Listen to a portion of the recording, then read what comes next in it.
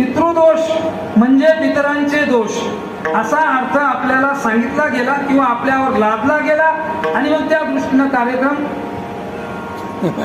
सुरू झाला.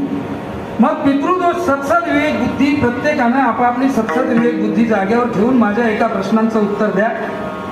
ज्या आई वडिलांनी आपल्या करता हाडाचे काढ केले, रक्ताचं पाणी केलं, डोळ्यांचे दिवे केले, नवस सायास केले, व्रत वैकल्य केले, उपाशी पोटी राहून संपूर्ण प्रॉपर्टी आपल्यासाठी सांभाळून ठेवली, ते आई वडील आपल्याला दोष देण्याकरता येतील का?